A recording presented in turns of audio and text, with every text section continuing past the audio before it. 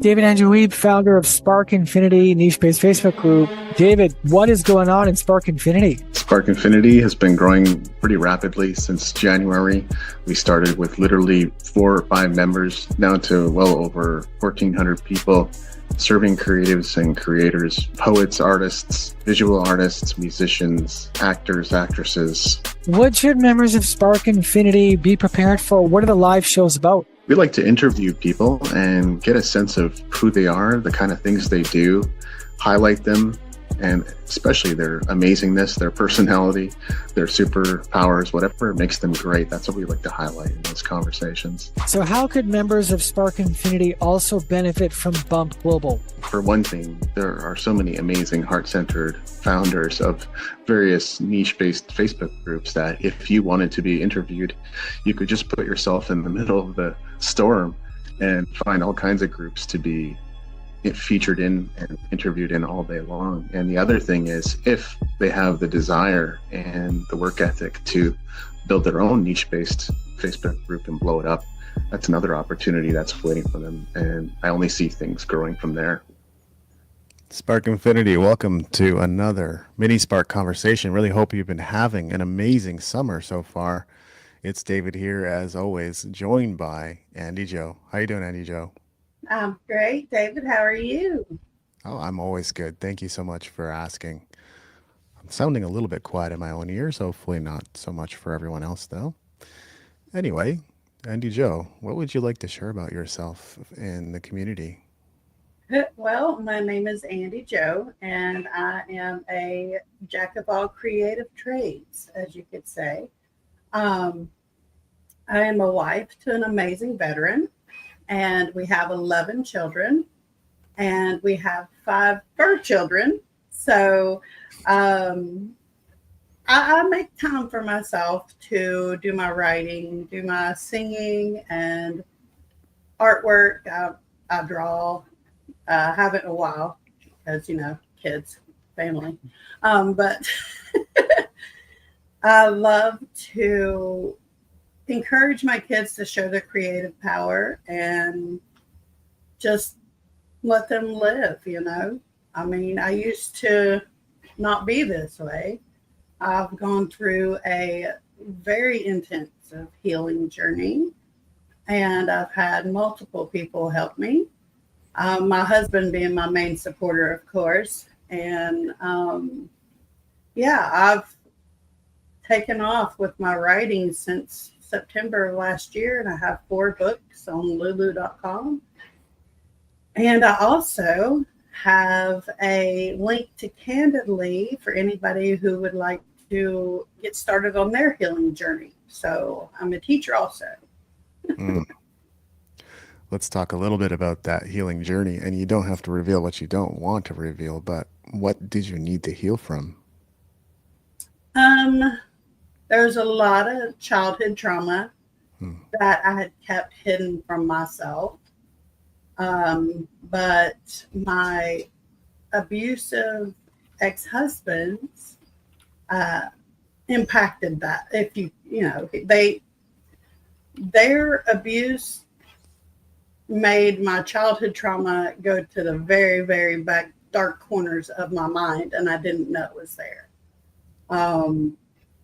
But I've had to heal from things that happened when I was an infant that I didn't know was there until I cleared the path. Things that happened with my first ex-husband and my second ex-husband, and just the reason I got with those 2 men was because that's what I saw being accepted by my mother, by my grandmother, and that's just something you have to heal from, and realize that only you can make your life better. You can't depend on anybody else to make you feel better. Yes, it's amazing to have a support system like I do, but it's something you have to work on yourself. You have to learn to love yourself and realize that all the things that made you who you are today are the things that you had to go through to make yourself what you are today, no matter how unpleasant they may have been. Absolutely. I think trauma is something that many of us creatives can relate to. And it is a process for sure. It's not something that comes instantaneously necessarily. But love yourself is almost a catchphrase. I've heard it from other people and way back in the day, not now. But I used to get triggered by that. I'm like, what do you mean by love yourself? what, what does that mean for you? How did you change when you learned to love yourself? I thought I fully loved my children and my husband. I thought I did. Hmm. But I've learned that if I can't fully love me for who I am, how can I love anybody else? My uncle said it a long time ago. Before he passed away, he told me, he said, you have to love yourself. And I was confused. He didn't go into detail because he didn't love himself. He didn't understand the whole process. He'd been married 3 times, and he didn't understand the whole process. He knew he needed to, but he never really loved anybody else because he couldn't love himself. But loving me, I have found that I love my husband stronger than I ever have. I love my children stronger than I ever have. And I used to be, I'm going to be honest with you, I used to be a yeller. I used to swat butts and mouths because that's how I was raised. But I've completely done a 180 and realized I did that because it was done to me. Why should I put my kids through that? Like, my adult children and my teenagers can tell you how I used to be. But my little kids don't have to go through that. I have 4 of them they're 11, 10, 9, and almost 8. They don't have to see me like that. They don't have to experience that. And my older kids have said, Mom, what changed you? I said, I didn't love myself when I was raising you, and I'm sorry. But now I love myself. I can love you the right way too. And so I see that. The little kids get the healed you. I said, yes, they do. And, I told them again, I said, I'm sorry you didn't have the healed me. Sorry you had the me that was in survival mode. That's what you had. And there was like, I understand that, fully understand that. But yeah, it's changed a lot in how I do things, how I see things. Now, do I still raise my voice? Yes. Because some days enough is enough. But the littles now understand, oh, when Mama raises her voice, we need to, we've done hung on her last nerve and swung on it, But I'm nothing like I used to be.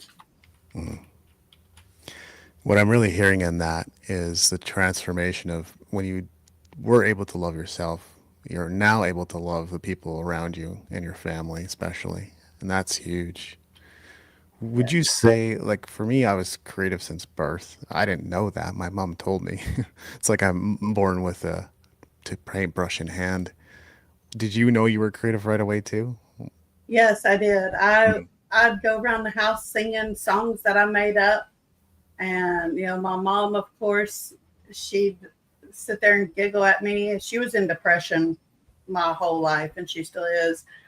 But she told me, she said, ever since you learned how to talk, every other sentence was melody. You made up songs about what you were doing, about where you were going, about me, about your stepdad. You made up songs all the time. I was like, okay, yeah. I knew I had it right when I started talking. Everybody else knew that I was a singer. No matter what I was doing, I was singing. And I'd come up with rhymes and stuff like that. And my grandpa was uh, was a poet. Every birthday card, he'd write a poem about the person he sent it to and sign it the dad poet or the grandpa poet or, you know. But yeah, I've known for as long as I could remember that I'm a writer. I'm a singer. I'm an artist. And my imagination is on point. Let's just put it that way. It's actually one of the first things you mentioned in our pre-interview questionnaire was that you write song lyrics. Have you ever shared those lyrics? Like, has someone put music to them, or if you put music to them, or did you have a chance to record them? My husband actually wrote music for my song called Thief, and it's out on all music platforms. Um, but I also have like 20 other songs, full lyrics, but we haven't gotten the music portion down yet. I've recorded a few melodies that just came to me when I'm in the shower. Like that's when they come to me. I'll hum something and think, where did I hear that from? And then I'll record it after I get out and show it to my husband. I'm like, is that a familiar song? And he's like, it can be. But yeah, we've published one song so far. He's my musician genius. So he plays the piano and the guitar, and I want to have a recording studio in a home that we're searching for, so we can actually sit down and do all of my songs that I have. I have a book on lulu.com. One of my books actually has 14 of my song lyrics in it. That's the best way I could think of to copyright my lyrics. Interesting. Yeah. And not a bad idea at all. I think I found your books. Let me see if I can pull that up on screen just so we can highlight what your creations there too.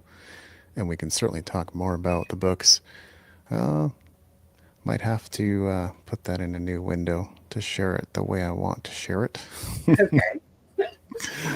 Okay, hold on. Well, yeah, in the meantime, though, so you have, is it 4 books, 5 books? You said 4. Yeah. I have How to Manage Being a Boy Mom, How to Manage Being a Girl Mom, my January 2020, 2025 songbook. And yep, there they are. There they are. Rooted in Resilience book. Yes, those hands on there are literally mine and my daughter's for the girl mom, my youngest daughters, and mine and my youngest son's hands on the boy mom book. So, and my favorite tree is a willow tree, as you could tell, because it's on the other 2 books. Yeah, of course. When did you take to writing? When did that become a passion for you? I've always liked any thought that I had that would be, oh, maybe this would help someone. I'd write it down. Not always publishing it, but I'd write it down. Ever since I was in high school, I do that. Can't find those things now because they were in my grandparents' attic and they moved like 3 times since then. So I don't know. They both passed away now. So I don't know where any of that is. But once I started my healing journey, excuse me, I need to drink water. Sure thing. Important to stay hydrated when you're talking so much. Right. But once I started my healing journey, the title to my boy mom book came forth. And so I just took off with it. And I was like, oh, well, this is what you need to know when you're pregnant. This is what you need to know when you give birth to your little boy. This is what you need to know at this stage. There's 7 chapters in it with little tidbits and stuff that some people might not know, all the way up to adulthood. Like your adult son, just because he's an adult doesn't mean he's not your child anymore. Yeah. Doesn't mean that you shouldn't care about him. Let's see, when was it? May? Yeah, May. I took my 26-year-old son I drove a U-Haul for him because he didn't have a license all the way to Minnesota so that he could start a life with a woman that he had been dating for 2 years. So, when they're adults, they still need their mom, not as much, but they still need their mom. I can't tell you from a man's point of view, from a dad's point of view, but I can tell you from a mom's point of view, your kids never stop needing you. You never stop being their mother. Yeah. Some people think, oh, they're 18. Push them out. Get them out. No, I have my 22-year-old daughter lives with me because she was living in Wisconsin and it wasn't working out. So I told her to come back home. And my 19-year-old son, he is still living with me. I told him, I said, I'm not going to shove you out the door. They're both working. They're both paying their own way. I told him, I said, if y'all don't like what I fix for dinner, you have money. Go get you something to eat. You know what I mean? Yep. They need a place to sleep and a place to shower and keep all their stuff. So, I'm not going to force them out the door, but they are independent. Yeah. They're adults. They need their independence. They'll find their way.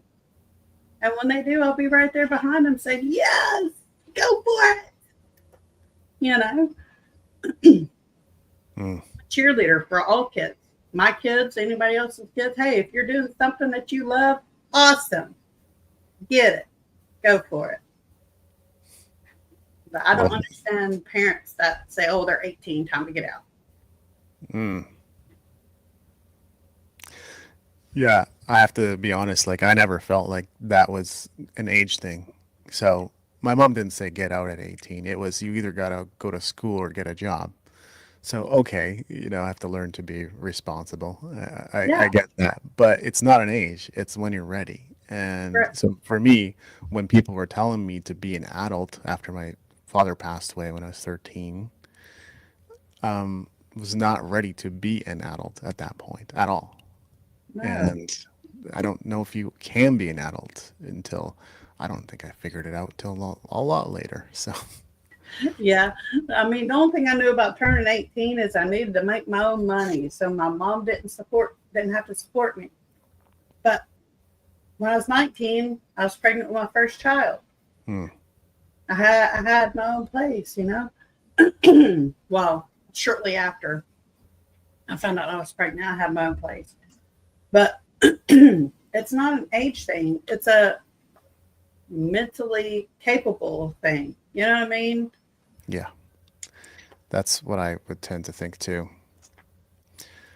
One thing I'm curious about, because I'm a self-published author, as you probably know, got 13 titles out there. And I always rely on Amazon KDP. I just love it because your book goes on Amazon and they handle all the customer support and shipping and fulfillment and returns and paybacks and all that kind of stuff. So I never have to deal with a shuffle of that. Of course, does mean handing out some of the royalties, but nowhere near as much as you would with a traditional publisher. I did look at Lulu too, and I was like, this is a little too complex, or it just feels a bit complex. But how was your experience like with Lulu? Well, my experience with Lulu was pretty awesome because I had a friend, Toby Staples. She's also guided me in my healing journey. She has 25 books on Lulu. So she knows how to run it. And anytime I had a question, she was just a message away, and sometimes I would FaceTime her, I'd show her my screen on my computer, and I'd ask her, what is this? And she'd explain it to me. So I did have help, but it wasn't too awful difficult. That's great. Yeah. Having someone to show you never hurts at all.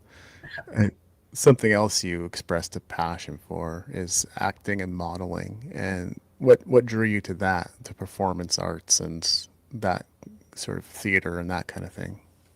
Let's see. I would always put on little shows for anybody who wanted to watch when I was little. Like I'd reenact one of the Disney movies or, just something that I made up. Um, and I know I'm capable of it. Hmm. Now, have I gotten any paid gigs from it? No. Am I worried about that? No. But I know what I'm capable of. Like, I actually was in a modeling thing for, what was it? Fashion Bug years ago. And they said I did an amazing job. And I had people, agents and stuff giving me cards. I didn't have money to buy the outfit I was in, but I didn't know what I was doing back then. If I'd known then what I know now, I would have grabbed that opportunity. Hmm. But I know I'm capable of it. I was in recently a movie that was just like, it was like an interview of, it was a scary, creepy movie. Why do I not remember what it's called? But anyways, they were cult members. it was a creepy movie. I watched it. Yeah. But I only got like 1 second and my picture was like that. But I was in it. But creativity, that any creative outlet that I can use, I'm going to use because I know what I'm capable of. I know I can write. I know I can sing without auto-tune. If you look up my song Thief, there's no auto-tune on that. My producer tried to do auto-tune and sent it to me, and I said, that is not my voice. Please fix it. It did not sound right to my ears. So I know what I'm capable of. And then he sent me the raw voice and, with all the music and stuff. And I was like, yeah, that's better. Thank you. I'll publish that one. But I know what I'm capable of. And anyone who knows what they're capable of, they can do anything that their heart desires. Like, I know I can write. I know I can sing. I know I can draw and paint. I know I can act. I know I can model. I have all the knowledge for all that. Why not use it? Not to let it sit and collect cobwebs. I did that long enough. I'm not doing it no more. Yeah. Yeah, there's so much there that I could potentially comment on. I guess what I will say is there were absolutely some bit pieces that I was into that I think not even credited for, but in a movie called Reverb, which was independently produced in Calgary, somewhere way in the background there's a band setting up behind in a theater for about 30 seconds and totally blurry, and I was there. Yeah, you were in the movie. Yeah, I was. And there's other stuff that I am credited for. So I didn't actively pursue that side of things outside of composing. And as far as that side of things go, well, it's gone pretty well in the last few years. I became a multi-award winning composer. So Oh, that's awesome. that's been going all right. We had a question from Janice in the community, and I think this is actually a good one. Is there a difference between enabling children or giving them wings? And also adds it's harder today because of high costs. Yeah. Well, depends on what you mean. Can you go into detail with that? Well, it's Janice's question. I don't know if I can necessarily decipher, but I guess is there a difference between enabling or giving them wings? I think the question is like when they become adults and how much do you not, I guess coddle is the word we could use here. Okay. Yeah, or I got it. Or how much do you empower them to be independent? I understand the question now. I think that's the question. Yeah. Well, with my kids, when they come to me with, Mom, I don't know what to do, I have them sit and not think about it, but listen to their heart, listen to what needs to be guiding them. Like, does this feel like something I need to do? Or am I just doing it because everybody else is doing it? Hmm. Or it is because your body will answer. Your body will tell you what you should do and what you shouldn't do. Like if you decide to do something and your stomach hurts, or you feel like you're going, bleh everywhere, more than likely that's your body telling you, don't do it. It's not for you. Hmm. But in my experience, I tell my kids, do what makes you happy. If you're not hurting anybody, do what makes you happy and what you know you can do.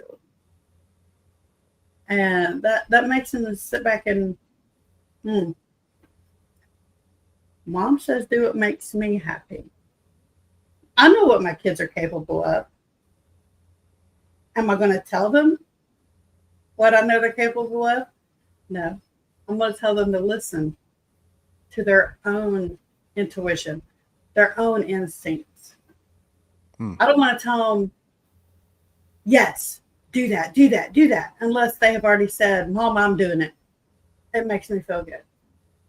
I'm not going to influence them to do or not to do something because I want them to listen to their body, listen to their instincts. And when they've made their decision, like, okay, if you've listened to your body and your body is telling you yes, go for it.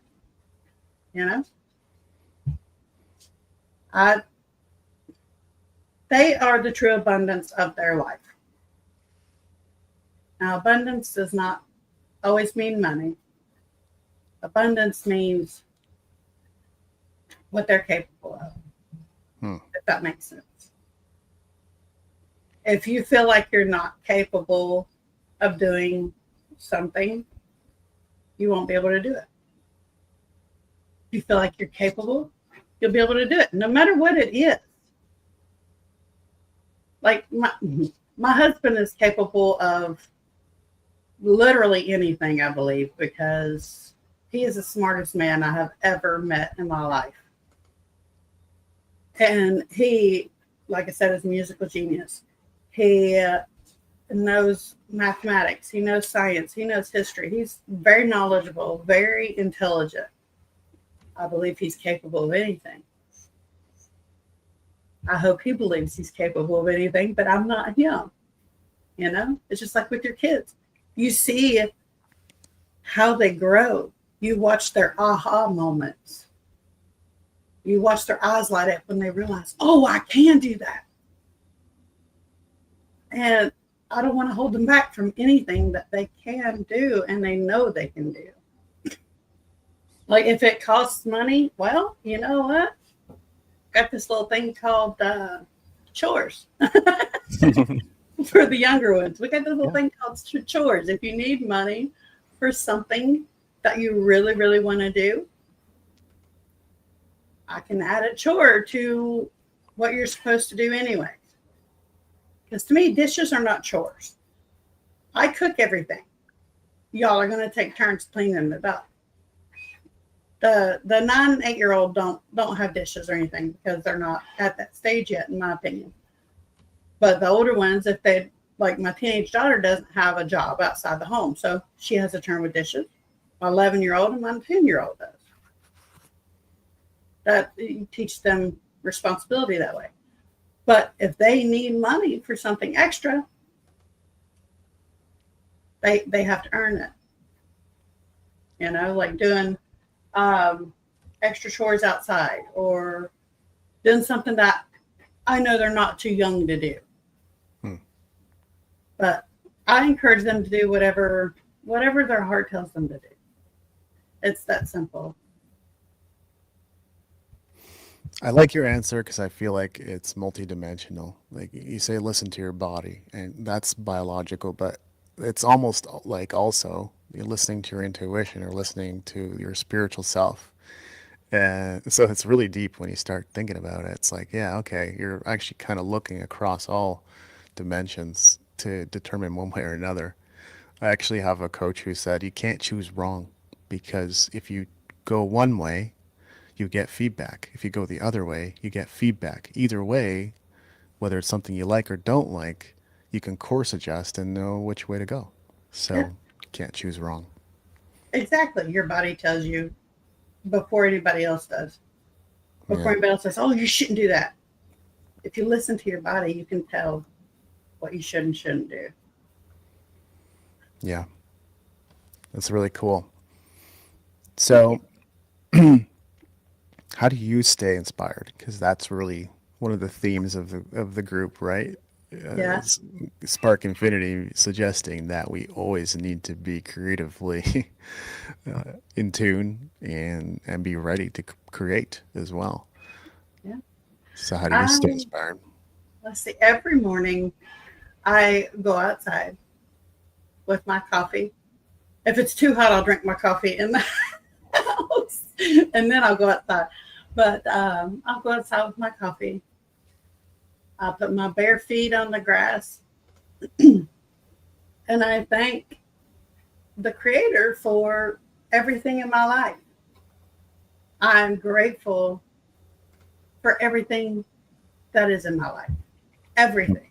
My breath, my body working the right way, my husband, my children, the love I feel around me.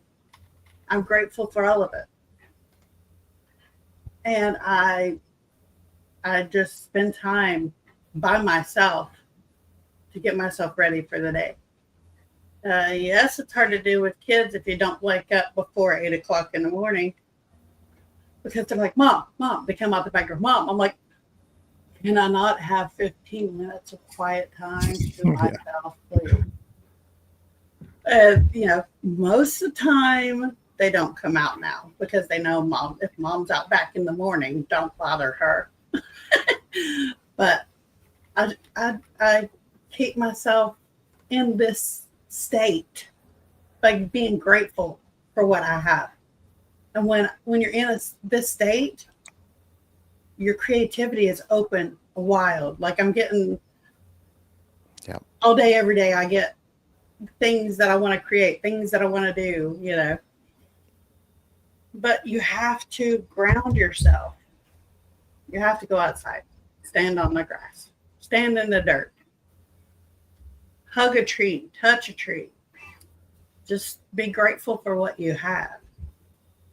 Because if you're not grateful for what you do have, no matter how little, how are you going to grow?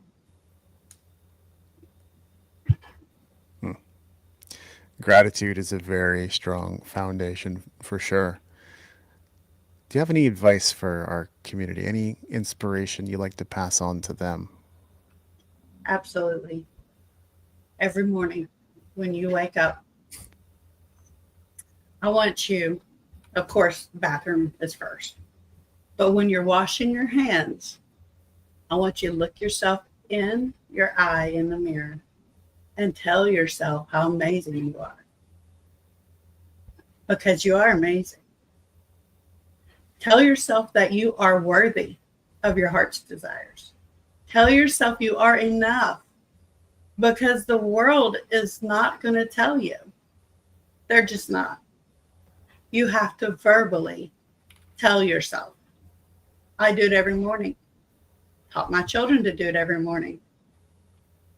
If you don't do it, if your brain doesn't hear your voice speaking all the positivity into your body, it's going to listen to everybody else. It's going to listen to the neighbor that apparently you're too much for. Or it's going to listen to, hear me out, it's going to listen to the family that says, "Why are you so loud? Why are you so opinionated?" Because I'm me and I don't care what anybody else says about how I am. You have to tell yourself how amazing you are, because nobody else is going to do it. Hmm. Solid. Andy, Joe, is there anything else we should have talked about today? I'm sure there is, but I can't. It's not coming to mind. Fair answer.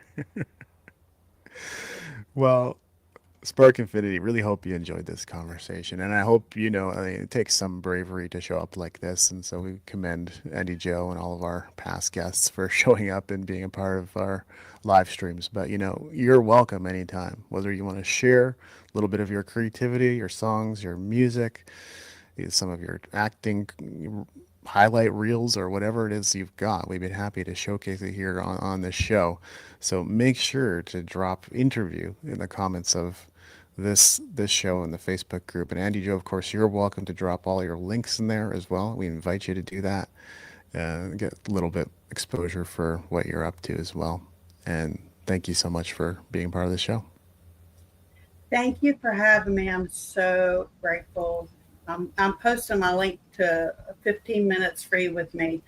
But I'm so grateful to be here. And there's something else I want to tell everybody else. I love you. That's sign language for I love you. Yeah. And love yourself. Because if you can't love yourself, you can't love anybody else correctly. Terrific. I see that Calendly link in the YouTube comments. Wonderful. All right. Spark Infinity. We'll see you again real soon.